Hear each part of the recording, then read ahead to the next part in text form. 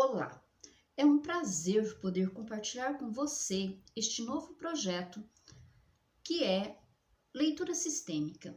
Vamos iniciar com o livro Ordens do Amor, do terapeuta Bert Hellinger, criador das constelações familiares e sistêmicas. Esta leitura é indicada a todos os ajudadores, desde professores até terapeutas, psicólogos, psiquiatras, que desejam ter uma nova abordagem no olhar das relações. Vamos disponibilizar um capítulo por semana, a fim de que seja permitido que as pessoas reflitam sobre o mesmo e possam promover discussões para o melhor aprendizado e desenvolvimento da percepção, para que cheguemos a uma nova consciência. Todo conhecimento compartilhado é conhecimento multiplicado. Iniciemos. Ordens do Amor, de Bert Hellinger, criador de uma nova abordagem da psicoterapia sistêmica. É um guia prático para o trabalho com constelações familiares. É da editora Pensamento Cultrix LTDA. O meu é em PDF e possui 284 páginas. Um breve resumo. Este livro fala de destinos humanos e da possibilidade de transformá-los. Em suas páginas são reproduzidos textualmente vários cursos terapêuticos de Bert Hellinger, que documentam e explicam os procedimentos por ele empregados, sobretudo seu trabalho específico com as constelações familiares. Para finalizar, o autor convida o leitor a acompanhá-lo no caminho do conhecimento que leva à compreensão das ordens aqui descritas, explicando em uma entrevista as etapas do longo trabalho que resultaram na criação do seu novo método de cura. Uma breve biografia de Bert Hellinger. Nascido na Alemanha em 1925, formou-se em filosofia, teologia e pedagogia. Como membro de uma ordem de missionários católicos, estudou, viveu e trabalhou durante 16 anos no sul da África, dirigindo várias escolas de nível superior. Posteriormente, tornou-se psicanalista e, por meio da dinâmica de grupos, da terapia primal, da análise transacional e de diversos métodos hipnoterapêuticos, desenvolveu sua própria teoria sistêmica familiar. Seu entendimento das leis segundo as quais os membros de um sistema familiar ficam tragicamente implicados, assim como sua maneira de configurar as constelações familiares visando uma solução imediata, valeram a Hellinger o reconhecimento como uma das figuras-chave do mundo psicoterapêutico atual. Uma introdução extensa ao pensamento e ao trabalho de Bert Hellinger pode ser encontrada em suas obras anteriores, como A Simetria Oculta do Amor e Constelações Familiares, publicada pela editora Cultrix.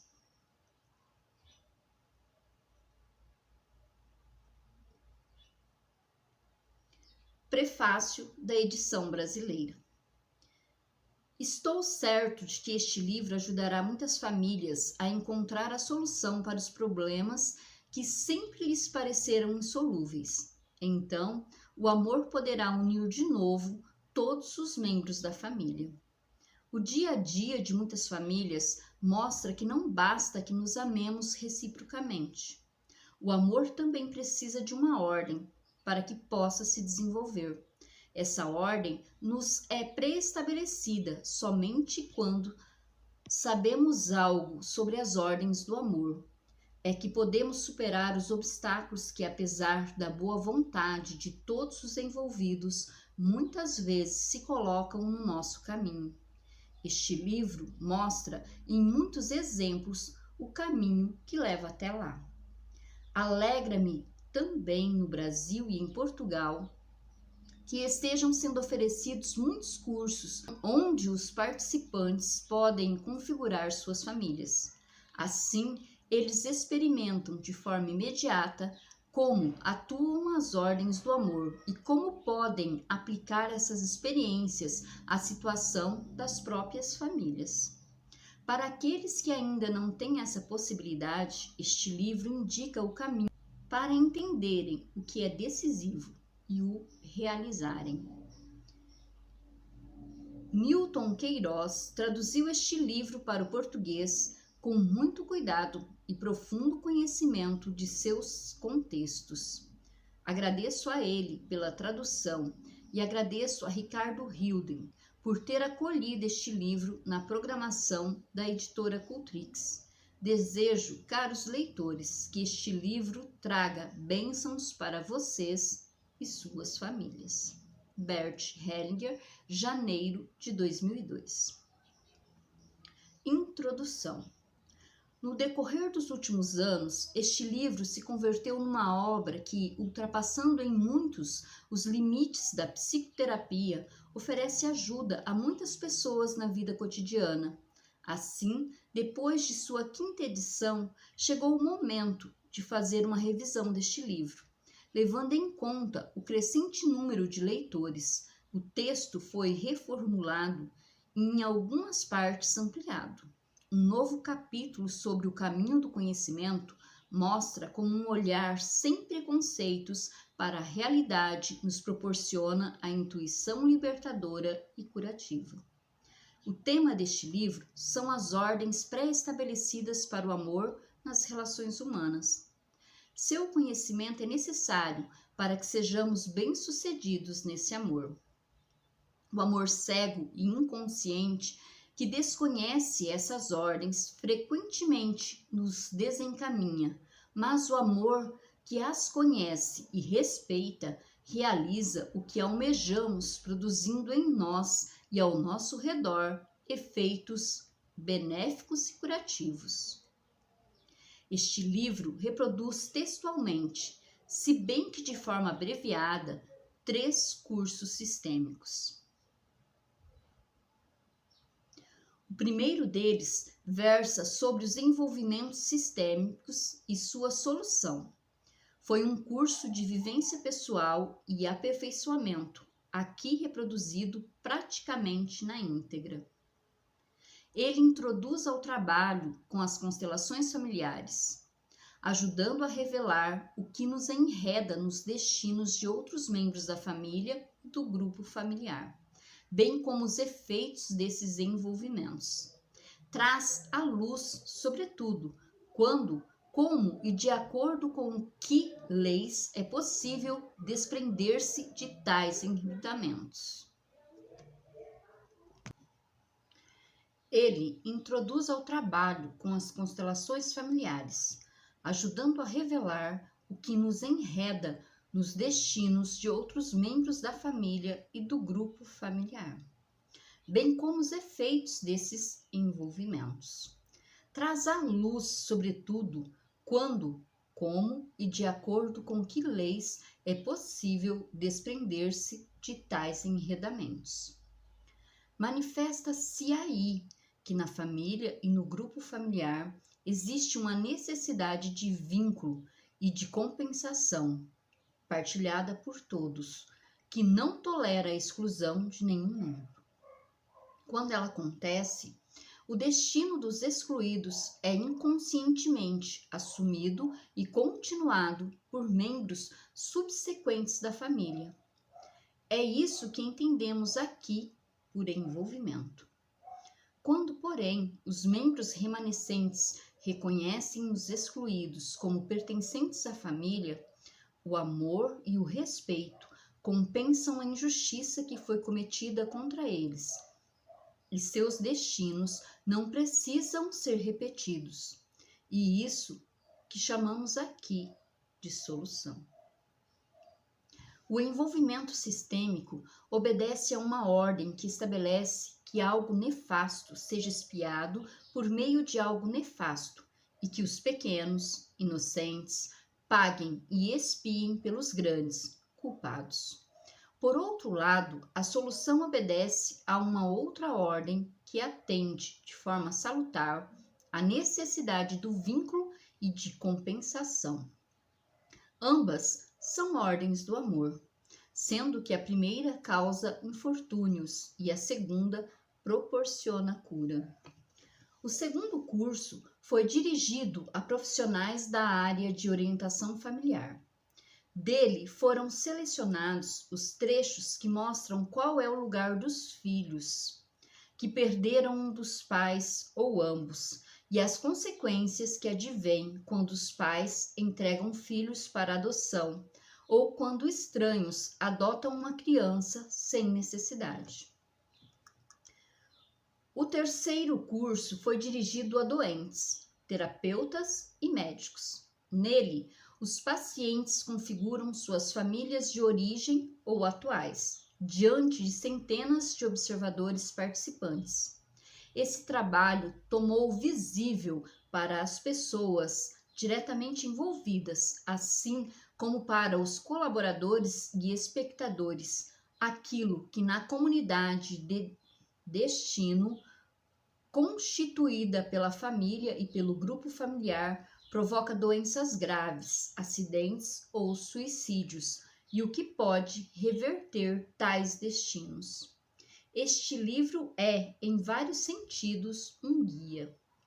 Em primeiro lugar, reproduz literalmente os cursos terapêuticos selecionados, permitindo que o leitor participe da busca de soluções, como se estivesse pessoalmente presente, e talvez que também encontre caminhos para superar as próprias crises e a cura para doenças condicionadas pela alma.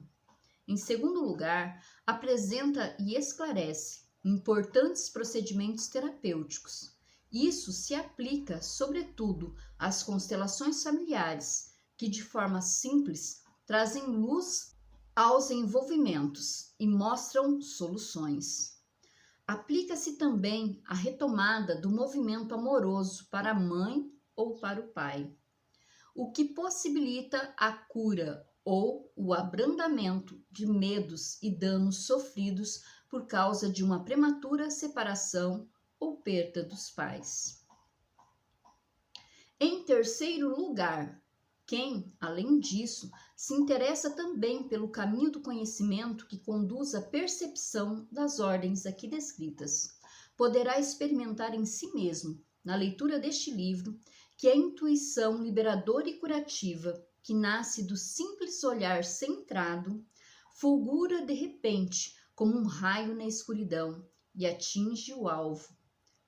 É a psicoterapia fenomenológica. Foram alterados os nomes dos participantes e eliminadas as indicações de lugares. As constelações familiares são graficamente registradas em todos os seus passos.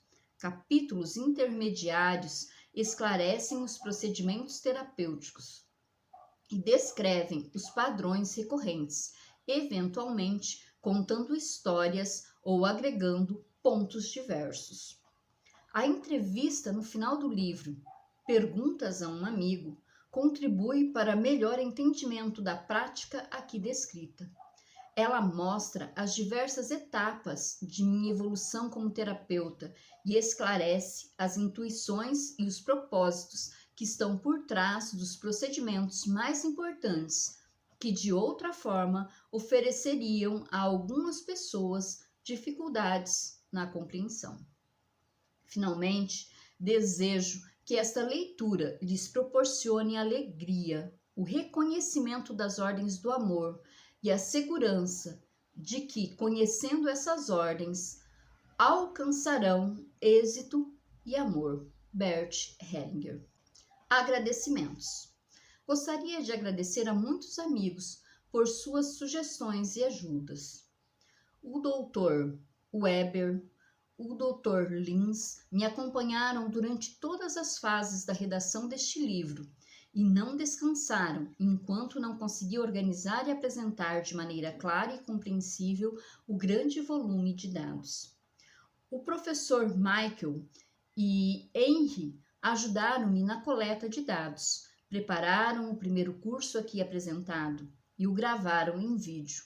O segundo curso foi documentado por Frederic e o terceiro por Verena.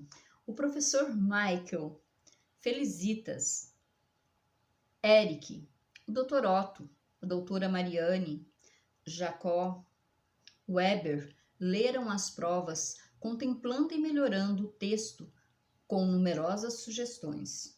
O Dr. Lins cuidou da redação final e também realizou a entrevista, perguntas a um amigo, que encerra este livro. A todos eles, o meu cordial agradecimento. De modo geral, agradeço a Herta, minha mulher, por ter me concedido o espaço exigido por este trabalho e por tê-lo acompanhado com paciência e compreensão. Primeiro capítulo: a compreensão por meio da renúncia. Para começar, a história. O conhecimento. Alguém se decide, afinal, a saber. Monta em sua bicicleta, pedala para o campo aberto, afastando-se do caminho habitual e seguindo por outra trilha. Como não existe sinalização, ele tenta confiar apenas no que vê, com os próprios olhos diante de si, e no que mede com seu avanço. O que o impulsiona é, antes de tudo, a alegria de descobrir. E o que para ele era mais um pressentimento, agora se transforma em certeza. Eis, porém, que o caminho termina, diante de um largo rio. Ele desce da bicicleta, sabe, se quiser avançar, deverá deixar na margem tudo o que leva consigo. Perderá o solo firme, será carregado e impulsionado por uma força que pode mais do que ele, a qual precisará entregar-se. Por isso, hesita e recua. Pedalando de volta para casa, dá-se conta de que pouco conhece do que poderia ajudar e dificilmente conseguirá comunicá-lo a outros. Já tinha vivido por várias vezes a situação de alguém que corre atrás do outro ciclista para avisá-lo de que o paralama está solto. Ei, você aí! O seu paralamas está batendo. O quê? O seu paralamas está batendo. Não consigo entender, responde o outro. O meu paralamas está batendo? Alguma coisa deu errado aqui, pensa ele, pisa no freio e dá meia volta. Pouco depois, encontra um velho mestre e pergunta-lhe: como é que você consegue ajudar outras pessoas? Elas costumam procurá-lo para pedir-lhe conselho em assuntos que você mal conhece. Não obstante, sente-se melhor depois. O mestre lhe responde: quando alguém para no caminho e não quer avançar, o problema não está no saber. Ele busca segurança quando é preciso coragem e quer liberdade quando o certo não lhe deixa escolha. Assim, fica dando voltas. O mestre, porém, não cede ao pretexto e à aparência. Busca o próprio centro e, recolhido nele, espera por uma palavra eficaz, como quem abre as velas e aguarda pelo vento. Quando a outra pessoa chega, encontra-o no mesmo lugar, aonde ela própria deve ir, e a resposta vale para ambos. Ambos são ouvintes, e o mestre acrescenta: no centro, sentimos leveza. O caminho científico e o caminho fenomenológico do conhecimento. Dois movimentos nos levam ao conhecimento. O primeiro é exploratório e quer abarcar alguma coisa até então desconhecida, para apropriar-se e dispor dela. O esforço científico pertence a esse tipo e sabemos quanto ele transformou, assegurou e enriqueceu o nosso mundo e a nossa vida. O segundo movimento nasce quando nos detemos durante o esforço exploratório e dirigimos o olhar não mais para um determinado objeto apreensível, mas para um todo. Assim, o olhar se dispõe a receber simultaneamente a diversidade com que se defronta. Quando nos deixamos levar por esse movimento diante de uma paisagem, por exemplo, de uma tarefa ou de um problema, notamos como nosso olhar fica simultaneamente pleno e vazio. Pois só quando prescindimos das particularidades é que conseguimos expor-nos à plenitude e suportá-la. Assim, detemo-nos em nosso movimento exploratório e recuamos um pouco até atingir aquele vazio que pode fazer face à plenitude e à diversidade. Esse movimento, que inicialmente se detém e depois se retrai, eu chamo de fenomenológico. Ele nos leva a conhecimentos diferentes dos que podemos obter pelo movimento do conhecimento exploratório. Ambos se completam, pois também no movimento do conhecimento científico exploratório precisamos às vezes parar e dirigir o olhar do estreito ao amplo, do próximo ao distante. Por sua vez, o conhecimento obtido pela fenomenologia precisa ser verificado no indivíduo e no próximo. O processo. No caminho fenomenológico do conhecimento, expomos-nos dentro de um determinado horizonte à diversidade dos fenômenos, sem escolha e sem avaliação. Esse caminho do conhecimento exige, portanto, um esvaziar-se, tanto em relação às ideias pré-existentes quanto aos movimentos internos, sejam eles da esfera do sentimento, da vontade ou do julgamento. Nesse processo, a atenção é simultaneamente dirigida e não dirigida, concentrada e vazia. A postura fenomenológica requer uma disposição atenta para agir, sem contudo passar ao ato. Ela nos torna extremamente capazes e prontos para a percepção.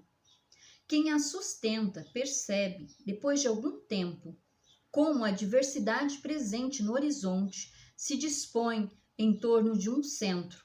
De repente, reconhece uma conexão, uma ordem e talvez uma verdade ou passo que leva adiante. Essa compreensão provém igualmente de fora, é experimentada como uma dádiva e, via de regra, é limitada. A renúncia. O primeiro pressuposto para alcançar essa compreensão é a ausência de intenção. Quem mantém intenções impõe à realidade algo de seu. Talvez pretenda alterá-la a partir de uma imagem preconcebida ou influenciar e convencer outras pessoas de acordo com ela. Procedendo assim, procede como se estivesse numa posição superior à face, à realidade. Como se ela fosse um objeto para sua subjetividade e não fosse ele, ao invés, o objeto da realidade. Aqui fica evidente o tipo de renúncia exigido de nós para abdicarmos de nossas intenções, inclusive das boas intenções. Além do mais, o próprio bom senso exige essa renúncia, pois a experiência nos mostra que frequentemente sai errado. O que fazemos com boa intenção ou até mesmo com a melhor das intenções? A intenção não substitui a compreensão. A coragem. Segundo o pressuposto para essa compreensão é o destemor. Quem teme o que a realidade traz à luz, coloca uma viseira nos olhos. E quem receia o que os outros vão pensar ou fazer quando diz o que percebeu, fecha-se a um novo conhecimento. Aquele que, como terapeuta, teme defrontar-se com a realidade de um cliente, por exemplo, a de que lhe resta pouco tempo de vida, transmite-lhe medo, dando-lhe a ver que o terapeuta não está à altura da realidade. A sintonia. A ausência de intenção e de medo permite a sintonia com a realidade como ela é, inclusive com seus lados atemorizante, avassalador e terrível. Dessa maneira, o terapeuta fica em sintonia com a felicidade e a infelicidade, a inocência e a culpa, a saúde e a doença, a vida e a morte. Justamente por meio dessa sintonia, ele adquire a compreensão e a força para encarar o mal e, às vezes, em sintonia com essa realidade, para revertê-lo. Sobre esse tema, contarei também uma história. Um discípulo perguntou ao mestre: diga-me, o que é liberdade? Que liberdade? Perguntou-lhe o mestre. A primeira liberdade é a estupidez. Lembra o cavalo que, relinchando, derruba o cavaleiro, só para sentir depois o seu pulso ainda mais firme. A segunda liberdade é o remorso. Lembra o timoneiro que, após o naufrágio, permanece nos destroços, em vez de subir ao barco salva-vidas. A terceira liberdade é a compreensão. Ela sucede à estupidez e ao remorso. Assemelha-se ao caule que se balança com o vento e, por ceder onde é fraco, permanece em pé. Isso é tudo? Perguntou o discípulo. O mestre lhe respondeu: algumas pessoas acham que são elas que procuram a verdade das suas almas. Contudo, é a grande alma que pensa e procura através delas. Como a natureza, ela pode permitir-se muitos erros, porque está sempre e sem esforço substituindo os maus jogadores. Mas aquele que a deixa pensar recebe dela, às vezes, certa liberdade de movimento, e como um rio que carrega o nadador, que se deixa levar, ela o leva até a margem, unindo sua força à dele. Fenomenologia filosófica. Eu gostaria agora de dizer algo sobre a fenomenologia filosófica e a fenomenologia psicoterapêutica.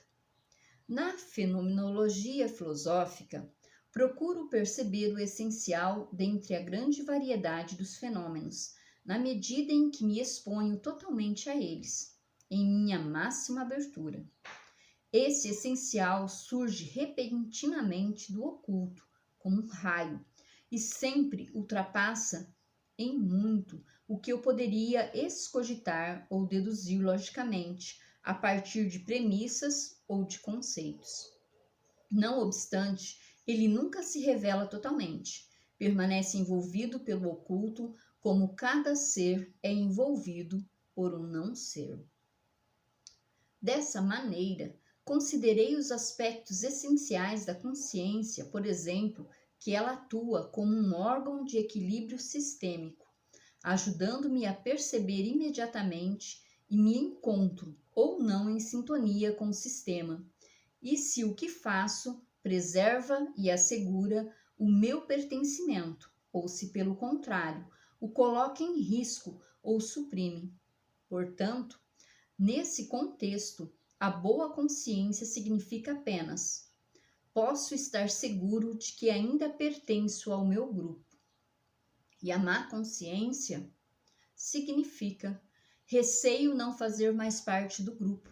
Assim, a consciência pouco tem a ver com leis e verdades universais, mas é relativa e varia de um grupo para outro. Reconheci igualmente que essa consciência reage de um modo totalmente diverso quando não está em jogo o direito de pertencimento, como acabo de descrever, mas o equilíbrio entre o dar e o receber. Ela reage também de forma diversa quando vela pelas ordens da convivência. Cada uma das diversas funções da consciência é dirigida e imposta por ela por meio de diferentes sentimentos de inocência e culpa. Contudo, a principal diferença que se evidenciou nesse contexto é a que existe entre a consciência sentida e a consciência oculta. Com efeito, verifica-se que, justamente por seguirmos a consciência sentida, atentamos contra a consciência oculta. E embora a primeira nos declare inocentes, a segunda pune esse ato como culpa. A oposição entre essas consciências é a base de toda a tragédia, que no fundo nada mais significa do que uma tragédia familiar. Ela provoca os enredamentos sistêmicos responsáveis por doenças graves, acidentes e suicídios. Essa oposição é igualmente responsável por muitas tragédias de relacionamento, quando uma relação entre um homem e uma mulher se desfaz apesar de um grande amor recíproco. Fenomenologia terapêutica. Esses conhecimentos, porém, não resultam apenas da percepção filosófica e da utilização filosófica do método fenomenológico. Foi necessária ainda uma outra via de acesso, a do saber por participação. Essa via se abre através das constelações familiares, quando acontece sob o enfoque fenomenológico. O cliente escolhe arbitrariamente entre os participantes de um grupo, representantes para si próprio e para outros membros significativos de sua família, por exemplo, seu pai, sua mãe e seus irmãos. Estando interiormente centrado, o cliente posiciona os representantes no recinto, relacionando-os entre si. Através desse processo, o cliente é surpreendido por algo que subitamente vem à luz. Isto significa que, no processo da configuração da família, ele entra em contato com um saber que antes lhe estava vedado. Um colega me contou recentemente um exemplo do fato. Na constelação de uma família, evidenciou-se que a cliente estava identificada com uma ex-namorada de seu pai. Posteriormente, ela interrogou o pai e outros parentes a respeito, mas todos lhe garantiram que estava enganada. Alguns meses mais tarde, seu pai recebeu uma carta da Bielorrússia. Era de uma mulher que tinha sido seu grande amor durante a guerra e descobrira seu endereço depois de uma longa procura. Mas este é apenas um lado, o do cliente. O outro lado é que o representante, logo que é posicionado, começa a sentir-se como a pessoa que representa. Às vezes, chega a experimentar sintomas físicos dela. Presenciei casos em que o representante ouviu intimamente o nome da pessoa. Tudo isso é experimentado, embora os representantes saibam somente qual é a pessoa que estão representando.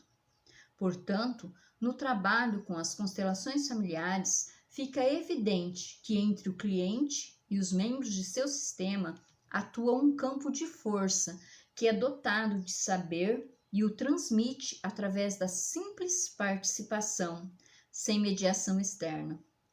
O mais surpreendente é que também os representantes possam conectar-se com esse conhecimento e com a realidade dessa família, embora nada tenham a ver com ela e nada possam saber sobre ela. O mesmo se aplica naturalmente de modo especial ao terapeuta, mas a condição para isso é que tanto ele quanto o cliente e os representantes estejam dispostos a defrontar-se com a realidade que pressiona por manifestar-se e a dizer sim a ela, tal como é, e sem intenções, sem medo e sem reservas, sem recorrer às teorias ou experiências anteriores. Nisso consiste, aliás, a postura fenomenológica aplicada à psicoterapia. Aqui também a compreensão é obtida por meio da renúncia, do abandono de intenções e medos e do assentimento à realidade, tal como ela se manifesta. Sem essa postura fenomenológica, sem a concordância com o que se manifesta, sem interpretações, atenuações ou exageros, o trabalho com constelações familiares fica superficial, sujeito a desvios e destituído de força. A alma. Mais surpreendente ainda do que esse conhecimento transmitido pela participação é o fato de que esse campo dotado de saber, ou como prefiro chamá-lo, essa alma dotada de saber que transcende e dirige o indivíduo, procure e encontra soluções que ultrapassam em muito o que poderíamos imaginar, produzindo efeitos de muito maior alcance do que poderíamos obter em uma ação planejada. Isso se revela mais claramente naquelas constelações em que o terapeuta procede com a máxima reserva, aquilo que os arrebata como um poder externo irresistível e os conduz a revelações e experiências que de outra forma pareceriam impossíveis. Citarei um exemplo. Há pouco tempo, na Suíça, depois de constelar sua família atual, um homem julgou necessário acrescentar que era judeu. Coloquei então, lado a lado, 7 representantes de vítimas do Holocausto. Pus então, atrás deles, 7 representantes dos assassinos e fiz com que as vítimas se virassem para eles. Um incrível processo sem palavras desenrolou-se então entre todos, durante cerca de 1/4 de hora.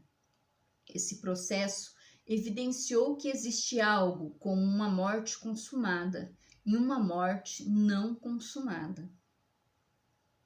Para a vítima e seu agressor, a morte só se consuma quando nela mutuamente se encontram e percebem que foram igualmente determinados e dirigidos por um poder que atuou sobre eles, e neles se sentem finalmente acolhidos.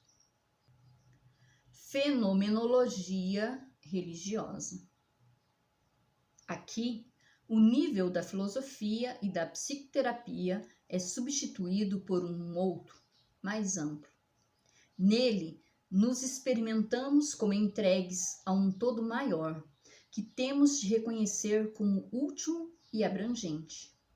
Esse nível poderia chamar-se religioso ou espiritual.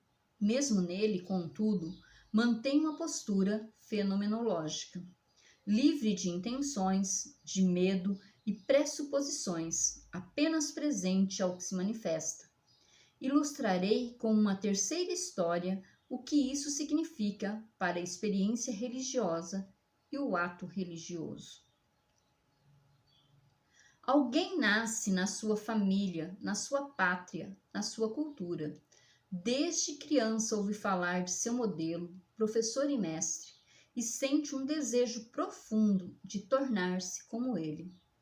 Junta-se a pessoas que têm o mesmo propósito, disciplina-se por muitos anos e segue seu grande modelo, até que se torna igual a ele, até que pensa, fala, sente e quer como ele.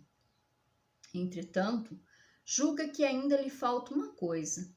Assim, parte para uma longa viagem, buscando transpor talvez uma última fronteira na mais distante solitude. Passa por velhos jardins, há muito abandonados, onde apenas continuam florescendo roseiras silvestres.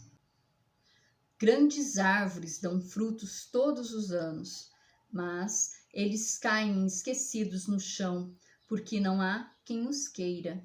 Daí para a frente começa o deserto. O viajante é logo cercado por um vazio desconhecido. Para ele, todas as direções se confundem e as imagens que esporadicamente aparecem diante deles são reconhecidas como vazias. Caminha ao sabor dos impulsos, quando já tinha perdido há muito tempo a confiança nos próprios sentidos, a vista diante de si a fonte. Ela brota do solo e nele imediatamente se infiltra. Porém, até onde a água alcança, o deserto se converte num paraíso. Olhando em volta, o viajante vê então dois estranhos se aproximarem. Tinham procedido exatamente como ele. Seguiram seus próprios modelos até se tornarem iguais a ele. Partiram igualmente para uma longa viagem, buscando transpor talvez uma última fronteira na solidão do deserto. E como ele, encontram a fonte. Juntos, os três se curvam, bebem da mesma água e acreditam que estão perto de atingir a meta. Depois, dizem seus nomes. Eu me chamo Gautama, Buda. Eu me chamo Jesus, o Cristo. Eu me chamo Maomé, o profeta. Então, chega a noite e acima deles brilham as estrelas como sempre brilharam, extremamente distantes e silenciosas. Os três se calam. Um deles sabe que está mais próximo do grande modelo do que jamais estivera antes. E como se pudesse, por um momento, pressentir o que nele sentira quando conheceu a impotência, a frustração, a humildade, e como deveria sentir-se se conhecesse igualmente a culpa, e julgou ouvi-lo dizer: se vocês me esquecessem, eu teria paz. Na manhã seguinte, ele retoma, fugindo do deserto. Mais uma vez, seu caminho leva por jardins abandonados, até que chega a um jardim que lhe pertence. Diante da entrada está um velho, como se estivesse esperando por ele. O velho diz: quem vai tão longe e encontra como você o caminho de volta, ama a terra úmida, sabe que tudo o que cresce também morre, e quando acaba, nutre.